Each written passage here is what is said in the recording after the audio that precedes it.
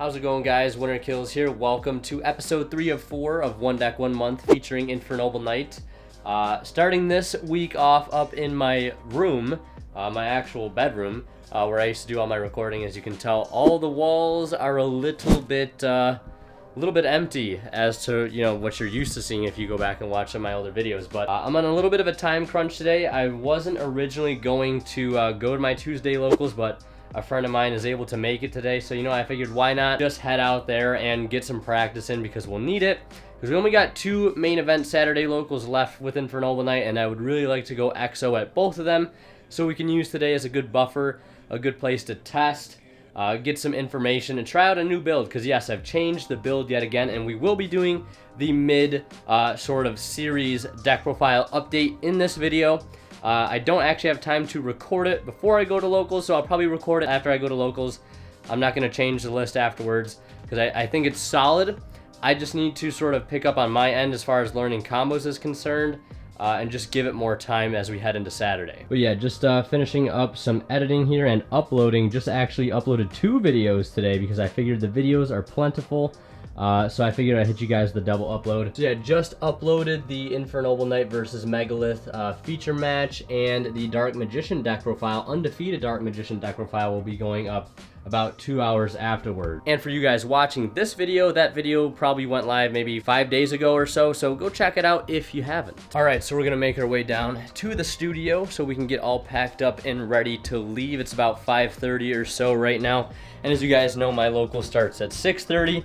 So we've got about an hour or so to get there on time. And I do have to get some cards off of my friend before we can start playing as well. Because I am going to be playing 3 Red Later in the new build, because it's actually just really, really good. And I don't know why I wasn't playing it beforehand. Also, another thing is I've spent a lot the past 2 nights or so memorizing a lot of combo lines, writing things down, and feeling much, much more confident, more so than I have ever been in this deck as far as combo lines are concerned. Still got a lot more to do, and also did a little bit of brushing up from this book. This book is absolutely fantastic. I highly recommend it for anybody that wants to play Yu-Gi-Oh! Competitively and they want to play it well. I'll update you guys in detail after locals is over on what changes I've made when we do the deck profile, because I just don't have time to explain everything right now before I leave. I would also try to update you guys there. I'm not going to be bringing all my camera gear today because I want to travel a little bit later, and I've already got tons of feature matches left over that I haven't had to edit yet. So I'm only bringing this little tripod and my camera so I can update you guys while I'm there, maybe film some stuff as well. So as soon as I got there, I had to exchange some Hasty Horse proxies for a few copies of Red Layers, but I still needed a level 3 warrior to search. I contemplated Phantom Knights for a second, but found a trusty Ignite Crusader to take its place.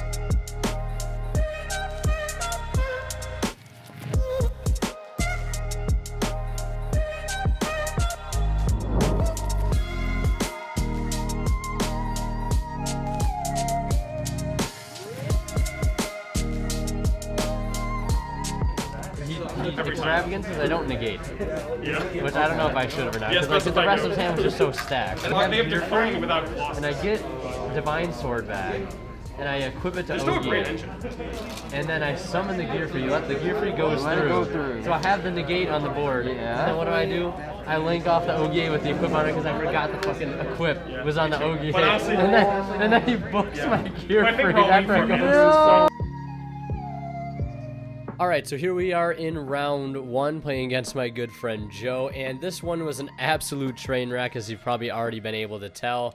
I was just not mentally prepared. I do not know what it was, and if there's one deck you want to be mentally prepared against, it's Dinos, because that deck will beat you into a pulp. So we get started with that of Connector. He does have Ash, but I'm forced to use the Call by the Grave because I actually need this Dolphin on the board to be able to get my plays going strong. And I, of course, did get to take a look at his hand. I did see Pot of Extravagance. I did see Dark Lure No More. 2 very good cards. I'd love to be able to discard them both with a summoning hand, but of course I can only get rid of one and hope to, have the interruption for the other. So I do Smoke Grenade the Dark Lure No More, of course, as you would. And on his turn, He also had like Miscellaneous Source in his hand too, and that's of the Lost World. So I was really torn between whether I should negate the Pot of Extravagance or just hold it for something better. So as you heard me say earlier, I do let the Extrav goes through, and he draws into another Dark Ruler no more, which, I mean, what else can I really do at that point? Maybe in hindsight, I should have negated that Extravagance, but it is what it is, and that's just how it ended up playing out. He does have Lost World, does have that of Miscellaneous for Animadorned, goes into Double Evolution, Conductor hits the field, and next thing you know, my entire board is gone except the token. He decides to leave that on my side of the field. And this is where, you know, the big play happens, right? And I also had a ruling question here. I brought a judge over because I wanted to make sure if the equips would stay on, you know, from Charles's effect and Boardload Savage. So they actually don't, I believe is how it was ruled. So I was actually able to use Durendal's effect to bring back Ogier to dump Gearfried or one other card. And I get Gearfried on board, I get the equip, everything's all set, and I link it off, and I'm like, yeah, literally right there in person, saw it happen in slow motion. I was like, why did I do that? I'm just waiting for my field to get booked now. And lo and behold, that's what happens. Tribute's off the Secure Gardener, field is booked, and that's it for round one. I don't even want to show you guys the other games just because it's not worth it. The other game was just as bad. So from here, we're going to take a little bit of a time jump to round 4, just to save time in this video because I don't want it to be super long. But in round 2, I played against my friend Kevin, and we were able to take that match 2-0 against his Orcus deck. And in round 3, I played against my friend Chris, and we were able to take that match 2-0 as well. So in order to get that 15 store credit, we had to win here in round 4. So let's go ahead and take a look at the footage. All right, so here we are in round 4 playing against Invoked Sky Striker of all things.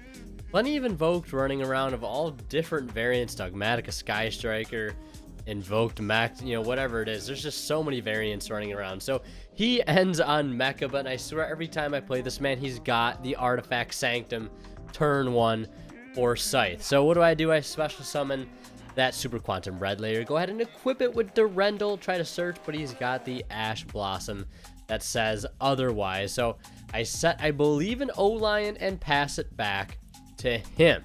He starts his turn by setting 1, and then I believe flips up a Trap Trick to go ahead and grab his final 2 copies of Sanctum, and that will grab Moral Tack from the deck. He pops my Red Layer. I could have used Durendal's Graveyard effect here, but I didn't. I don't know why. I was contemplating in my head, like, should I have used that effect there? But I just didn't. So we move on. I use O-Lion, at least attempt to use O-Lion. He does burn the negate there, which is interesting. Really didn't want me to get a token on board, so he ends up passing his turn. I reveal Gearfried, attempt to activate the effect. He does have another Trap Trick for Impermanence. I am able to get an equip on board for Gearfried, go into battle phase, and he goes ahead and pitches Alistair.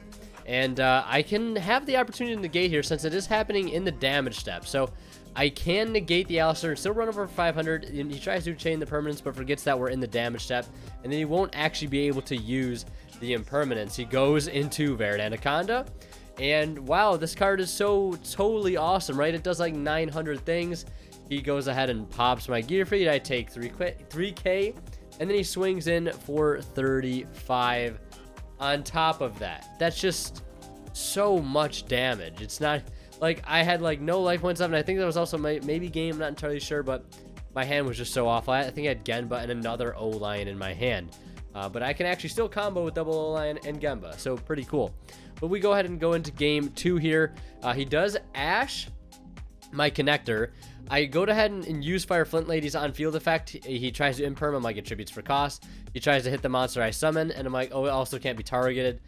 So I just pretend moving forward like I don't know he has the impermanence because he couldn't legally activate imperm in any of those situations. But he does save it for the Assault, which is kind of relevant. He does try to start a turn with Shaddoll Fusion. Thank God there is a Solemn Judgment. He plays Mystic Mine and ends his turn. And that's really about it. I'm forced to just play Heritage and pass. He summons Ray, goes into Hayate, and swings for 15, goes for Shizuku, and goes ahead and searches here in the end phase for that of Hornet Drones. this game kind of drags out a little bit, I will let you guys know in advance. So I summon out Renault via normal summon out Gearfried equipped with Smoke Grenade. It's the only equip I had access to. Add a Crusader off of Assault's first effect. Summon Genba from the deck. Go for Link Cross here. And it's starting to look like I can get into full combo here. Going to Halka Firebrack, summoning the first O-Lion. Summoning out Tatsunoko, synchroing or linking into Auroradon. Summoning out the second O-Lion. And going into Coral Dragon. And not using its effect yet, I don't believe. Going into Roland, banishing 2 for Phoenix Blade, discarding that for Coral Dragon, popping the Shizuku. He tries to use Ray Engrave. I just immediately negate with that of Gearfried. Go into Borreload Savage Dragon for 3 counters. Go into Charles, draw a card, and go into battle phase and swing for game. Now we're going to go ahead and go into game 3. And in game 3, he opts to go first, of course. Doesn't want me wombo comboing, of course, uncontrollably if he can help it anyways. Setting 2 and starting with that of Ray. And links off into Shizuku to go ahead and search here in the end phase for a copy of Hornet Drones. Passes to me, and lo and behold, he's got a trap trick in the standby phase. You'll love to see it, ladies and gentlemen. So what is he going to go for? I'll let you go ahead, leave a guess right now in the comments. What's he going to go for? Oh, wait, it's Sanctum.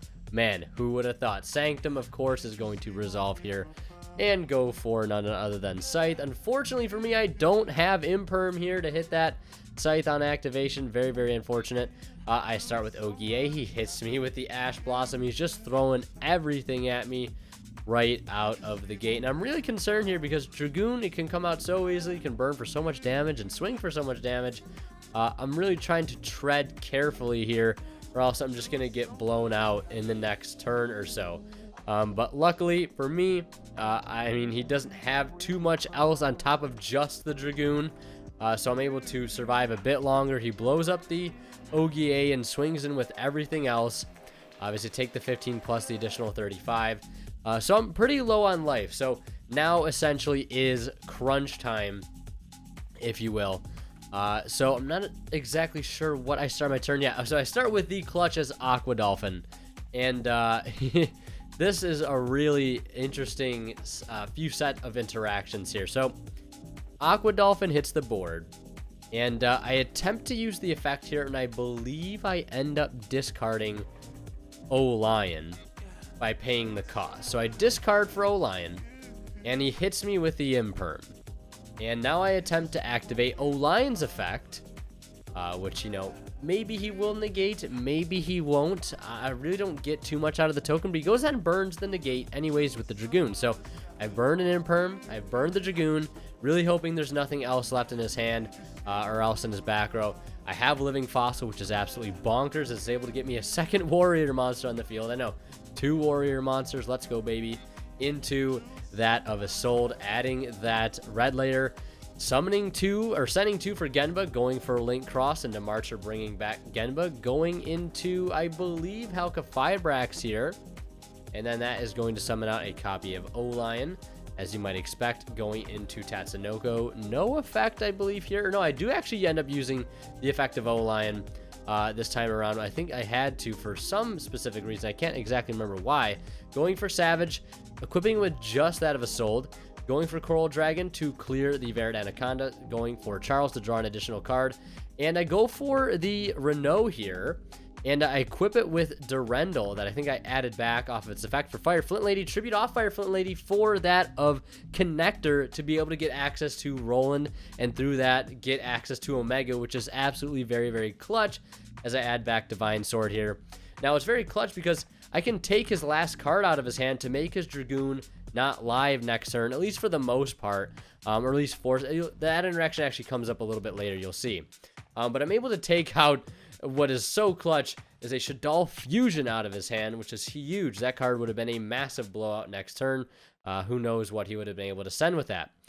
So I get my Savage Dragon out. I end phase, you know, use Roland, use Charles, add Gearfried, right? I equip it with Ogie to make sure it cannot be destroyed by card effects, because I do not want to lose this game to burn damage by Dragoon, because in order for Dragoon to burn, it has to destroy via card effect. Now, luckily for me, if he tries to use that effect, I can simply just try to negate it with that of the Borreload Savage. And again, the monster he tries to blow up also cannot be destroyed by card effects. So, I'm in a little bit of a sticky situation here. Gotta walk very carefully, walk a thin line here, just to make sure I don't lose outright to burn damage. He does go into the battle phase and runs over the Borreload Savage Dragon and passes it back to me. Standby phase, my Omega's going to come back, and then he's going to activate Trap Trick to go ahead and retrieve an Impermanence from the deck. Now, going back to that last turn there, I'm not sure if there's a way he could have possibly stole the game, but maybe he just didn't see the line. I didn't really see it either, but then again, who knows? But getting back to where we are currently, Omega is back to the field, and I believe I'm attempting to use that Durendal on my field that I equipped during the previous end phase of, well, my end phase, and I'm going to go ahead and add a Stolfo here, and the Durendal will get sent off momentarily, but I use Omega because I want to force out that one card left in his hand, which is another Shaddoll Fusion, which is the same one that he got back. I want to force that out so he doesn't have a discard for Dragoon. Renault baits out the Impermanence, and then Gearfried successfully hits the field, and that is going to non-targeting slurp up that Dragoon. Feels so good to take that card and equip it to Gearfried as an equip spell that gives it 500 attack. I swing in with my 4K Charles because it's equipped with both Ogier and Roland, and I pass. He top decks I believe, an Alistair for turn. Yep, it's Alistair. I've got the Gearfried negate for it, and that is all she wrote for round 4. We go 3-1, gaining ourselves another 15 store credit, and we're going to go ahead and fast forward now to Friday. Well, here it is Friday, and the ban list is out, and I didn't expect a huge ban list, but you know, we got a huge ban list, so what are you going to do? And with that huge ban list, we do need to make quite a few forced changes to the list, but not before this Saturday's locals. As this coming Saturday will be our last time being able to play the list the way it is because of O-Lion being banned. Because that, as far as I'm concerned, is the only thing that I have to change in this deck list right now. Helga Fibrax and Auroradon did lose value by having those cards be banned. Jet Synchron, O-Line, etc., etc. Cards that can replace themselves onto the field. So they did lose value in that sense, but not so much so that I think they're not worth running. And I actually got some mail now that I want to open for you guys. Package from Imperium Duelist as well, so let's go ahead and do that now. All right, let's start with the smaller packages first here and see what we got. So in the first envelope, let's see, we've got our secret rare copy of the Ignoble Knight of High Lonsland. Still definitely going to be playing this card going forward, and oh, it does look so much better in secret rare than it does platinum rare. So we got that, and we'll take a look at our other package here. Hopefully these are our red layers, and they are. Hell yeah, still definitely playing this card, even with the changes on the ban list as well. And last but not least, the big boy package from Imperium Duelist. So they did tell me that they were sending me, ooh, there's some spice in here. They did tell me they were sending me the new Millennium 3.0 playmat, which I'm very excited to show. But they also sent me some other things too, and there's some small things in this bag here. So let's go ahead and pull these out. So basically what these are they're new. It's a new version of Illusion Effect sleeves. They're like their perfect fit sleeves. And these actually can go over your normal sleeves. Instead of having them to all be like the standard effect sleeve, you can put these over your normal sleeves to double sleeve and also get that beautiful illusion effect, which I actually think I'm going to try these out today and see if I can get you guys a review on them. But let's see what else we got here. Oh, ooh, it's red on the back. I like it. I still haven't gotten an Exciton bag yet. I need to get one. We got the Magispector Kieran. And let's take a look. Ooh, that color, man. I like that navy-ish color, man. Let's get this out on the floor and show you guys the big picture. Wow. My first time looking at it, they hadn't sent me any pictures beforehand of what this thing looked like. But, I mean, we've got the OG Millennium puzzle right there in the center. I mean, name a more iconic Millennium item. I'll wait. But I love the navy color, and of course it's on that beautifully soft fabric. And yeah, I just love the color. I mean, this is a solid matte through and through. And I imagine that by the time this video is out, it might be for sale. If it is, I'll put something up on the screen, but it should be out soon. And there are also some big news surrounding Imperium and our channel as well. So yeah, I hope you guys enjoyed this little bit of a mail day segment. I'll try to include these more often during this particular series. All right, so I figured out the new sleeves, and the effect sleeve actually goes on the inside, and then your normal sleeve goes over top of it. And honestly, I love that. I absolutely love that. That is amazing. Because like you get to keep the normal like smooth backs of their tournament sleeves, but you also get the beautiful effects on the inside too. These are amazing. I highly recommend you guys check these out, because you get the best of both worlds. And also, good job Imperium. These things are looking absolutely fantastic. Yo, what is going on, guys? Jarrid here. I didn't have to change much, and all the combos still work, and I'm going to show you 4 combos that still work with this deck. Alright, well, I think you all heard the man. Mr. Jarrid Centimore really is a genius when it comes to Infernoble Knight. A lot of his ideas and testing and theory are very, very good, and I'm not surprised that he was able to find such a good workaround in such little time. Now, I also think this is kind of an interesting lesson when it comes to just deck building and being a Yu-Gi-Oh player in general. Because it just always goes to show that I would never be too quick to believe the hype and the hysteria surrounding a new ban list, especially in a situation like this when you have people saying, oh, you know, this deck here is dead because this is banned, or this deck is dead now because it's banned. It must be dead, right? The go-to combo is not a thing anymore. But if you really stop for a moment, do some research, look around, especially when, you know, the fix, you know, the next step might literally just be right around the corner. And for me specifically, another example I can remember that was when I was playing Block Dragon BA as my main deck. I remember the first thing to go was Sekka's Light to 1. People were like, oh, the deck is dead. Absolutely not. Just play the 1 of Sekka's Light or play 3 power 1 of spells. It's easy workaround. And same thing when Glow Up Bulb got banned. People were like, oh man, you know, Block BA's really dead now. I remember getting messages on Facebook and Twitter like, hey, the deck is dead. What are we gonna do? We lost Glow Bulb. It's like, Glow Bulb's a level 1 Earth tuner. There are other ones that exist in the game. Thankfully, there's so many. There's over 10,000 cards. There's bound to be another one of those cards that could take its place. And you know, lo and behold, Recover was playing the deck, at least for me personally. This time around, we didn't have to look far, and luckily we've got a replacement. And I think going into this next locals, we're going to be playing the new list.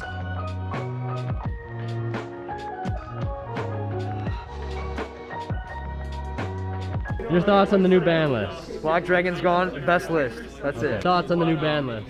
Miss Gazette 3, don't care. Thoughts on the new ban list? Called by should have lived, man. Too many hand traps. Why is Inferno Archfiend still at 1? Okay. I need answers. Feather Duster's back. I'm rich. Okay. Duster's at 2, guys!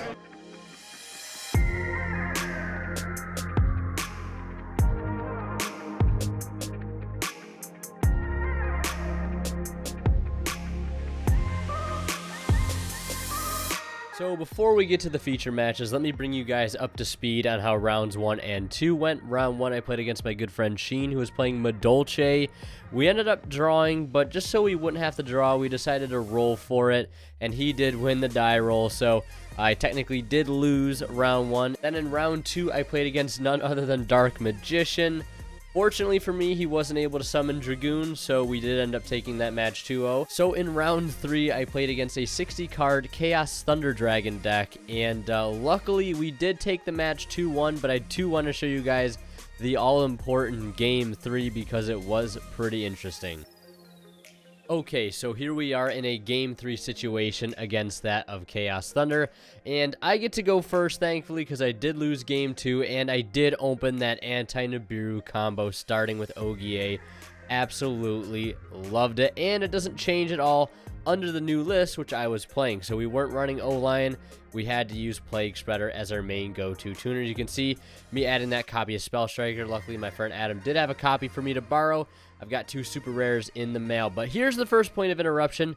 He hits my Link Cross with an Impermanence, which actually hurts pretty bad. And Impermanence is just so good because Gearfried can't do anything about it, unfortunately. but we do stop Nibiru if he had it. Anyways, moving forward, I'm just forced to go with Gearfried, get Fiber on board for its, quick effect that I can use during his turn, and I set Double Judgment. My opening hand was literally Ogier, Renault, Double Judgment, and Plague Spreader. So he slaps down the Dark Lure no more, and I flip up that Solemn Judgment. I was just like, let's go! Nothing feels better than Solemn Judgmenting a Dark Lure no more, I can assure you that. But he summons Black Dragon, normals Mizuki, and goes right into that of Anaconda. And I'm like, yeah, there's just no way I'm letting this go through. He searches off of the Black Dragon, adds the White Dragon. I chain Halka Fibrax to get Roland, activate the effect to get a search in the end phase.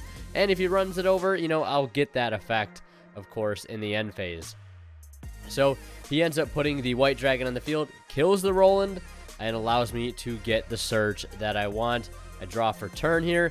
Don't have much of a follow-up other than to put a Gearfried on the board and, re-equip that Divine Sword Phoenix Blade. I wanted to get that card on the field, so just in case I did have to use the Gearfried negate, it still couldn't be destroyed by card effects either. So we go into battle phase, we steal his White Dragon, and then swing in for 33 with the other Gearfried, and he concedes, and we take that match 2-1. So right now we are X1 heading into round 4. We need to win this one or no store credit. And what are we playing against? Of course, it's the mirror match. Okay, so here we are in the all-important round 4. Like I said, it's the mirror match. I'm playing against my good friend Dalen, and he opens up with a connector play, gets a good look at the opening hand, and starts by knocking a Renault out of a already pretty powerful opening hand. And I know that Smoke Grenade is coming for that triple tactics talent as well. So he's just going to go ahead and do his full combo. He was still playing the pre-ban list, so you're going to see Jet Synchron, you're going to see O-Lion doing what the deck did, and I guess still does now at this point.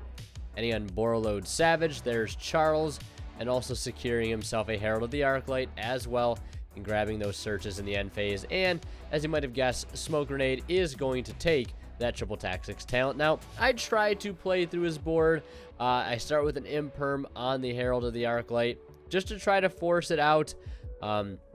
He won't use anything, and I have Durendal in my hand. I can just equip it to one of his monsters, but if that happens, he can just chain Charlemagne and pop the equip spell before I have a chance to resolve it. So, you know what, I'm like, what if I try Monster Reborn first for his Roland, and then try to Durendal it on my side of the field?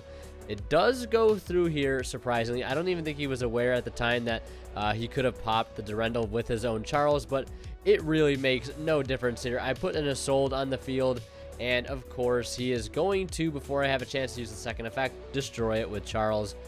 So saving that effect there, but regardless, it didn't matter either way when he used it. I jokingly tried to resolve Astolfo, and we head into game 2. I do full combo. There's an interesting interaction here where I knew that he had Renault in his hand because of a Smoke Grenade. So I used the Roland preemptively to clear the only Fire Warrior monster off of his field.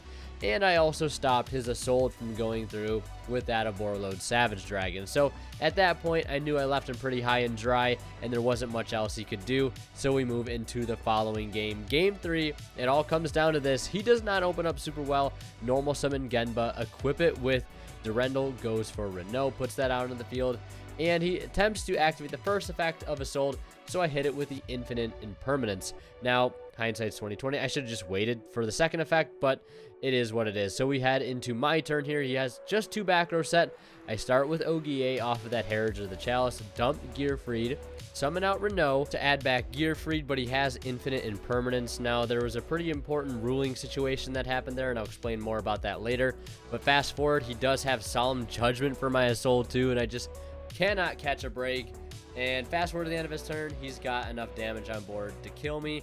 I've got Dark Ruler no more in my hand, and it was a little bittersweet because you think going against combo and seeing a Dark Ruler no more in your hand, you get that warm, fuzzy feeling of safety. No matter, what board they put up, you pretty much have a good way to shut it down for the entire turn. But no, the fact that he didn't open well turned a really good card into a brick. But the ruling question I wanted to talk about was the fact that when Renault is summoned from the hand, it is treated as a tuner. So I'm not sure because if he impermanenced it, if it would still be treated as a tuner. Our judge friend ruled it as that it would not be, but he wasn't entirely 100% sure. That's just how he ruled it for that specific situation. So I don't know. I feel like if it was still treated as a tuner, I would have gone into Lonsland to try to grab Durendal to try to keep playing and maybe extending through that, but he did have judgment. So at the end of the day, I don't know if it really made too big of a difference. But after this, my friend Dalen was kind enough to lend some of his time to me to talk about the deck moving forward into the next format. This was a free space because I took out both of the O-Lions and I put in a Plague Spreader and playing a Marauding Captain because I didn't have a Spell Striker at home. So if nobody here had a Spell Striker for me, I was just going to play Marauding Captain. Because like if I open it with a Warrior, it's a Sold, and it's a level 3 Warrior, I can search for the combo. Right, really, the only matchup Droplet ever mattered going first is against Megalith. Because Megalith has Interrupt where they put something on board, and then as you're going first, and like they'll like Bethor you, so they'll pop cards out on the field or stuff like that. Having Droplet on board has stopped full level 2. Yep. Yeah. So like it's like one of those niche interactions. Yeah. How do you feel about Power Tool combo? I haven't seen it done. All I know is I told Adam about it this morning, and I told him that I'm like, I have the sauce. See you later, man. You out? I'm like, I've got the secret sauce. It's the Plague Spreader. He's like, oh, Plague Spreader, everybody knows about it. And he's like, but are you playing, Power Tool and Armor Knight? And I'm like, no, I'm not. I'm like, you just need the Plague Spreader. I'm like, where are you getting the Armor Knight and the Power Tool from? It adds a lot of unnecessary cards to the deck. Yes, it does raise the ceiling a bit. I feel like most cases value power over consistency. Right. The way I looked at it, if it ain't broke, don't fix it. And it was doing it's doing the same things now that it was doing before O-Lion. Right. And it's still consistent. And I want to keep it as consistent as possible. So after a good bit of discussion about Infernoble Knight, my friend Dalen wanted to go ahead and show me the Power Tool Dragon combo because I personally have never seen it before, and I kind of wanted to see exactly how it all worked, why you had to play certain cards. So we're going to go ahead and take a look at that right now. All right, boys. So I'm going to show y'all real quick for the channel. The Infernoble Power Tool Dragon route you can go to. It's the most optimal route, but there's like a lot of cards you got to add to it now. So Power Tool you have to add 3 DDR. I'm only doing the one just for combo's sake. Yep. A second Arc Light if you're not already playing a second Arc Light, the Despot 001, and the Cult Wing. Okay. All you need for this is any way to get to connector. So you're gonna go connector, activate, go this route, get rid of these for I sold. Yep. I sold effect. The first effect doesn't matter, but just to show card advantage, I'll just say I'll do it. Get here. Now I'm gonna activate the second effect. I will send Divine Sword, Living Fossil. Get to Gemba. Yep. This part's, you've already seen this part, I'm assuming before. You do this, you make this into Link Cross, activate Link Cross. You get these 2 tokens. Yep. These 2 tokens go into Marcher, get the Gemba back. Yep. Then from here, you're actually gonna go Marcher and use the token to get Herald. So very important that you do this part, because Halofibrax is the quote-unquote choke point of the deck. So long as you have the negate on board before you get to Needle Fiber, you should be good. Okay. So here,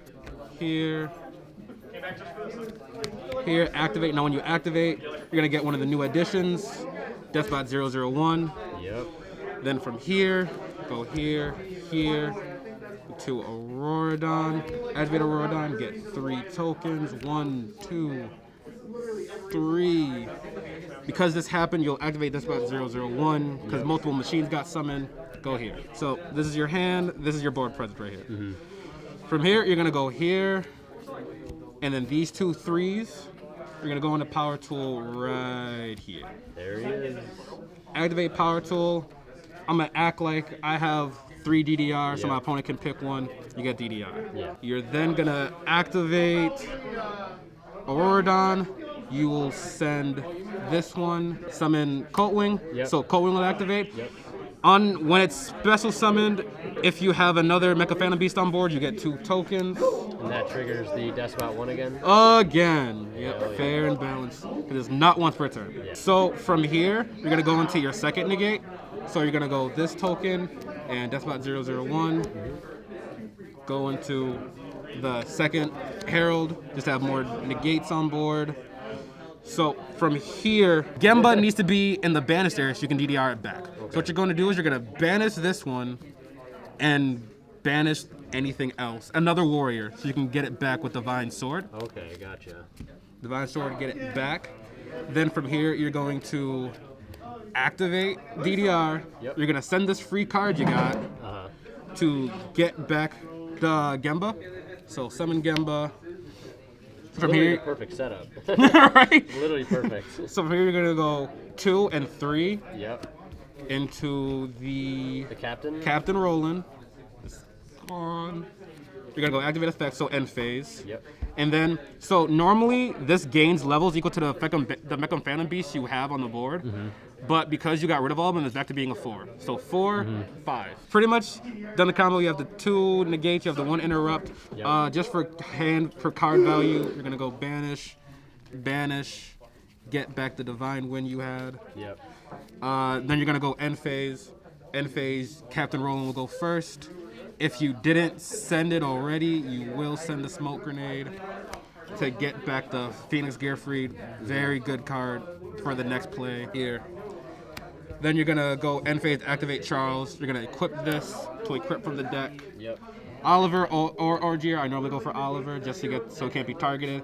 And then something got equipped, so you're gonna activate, pop it.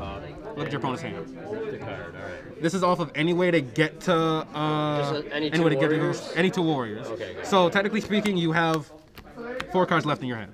Yeah, that's pretty good. Value.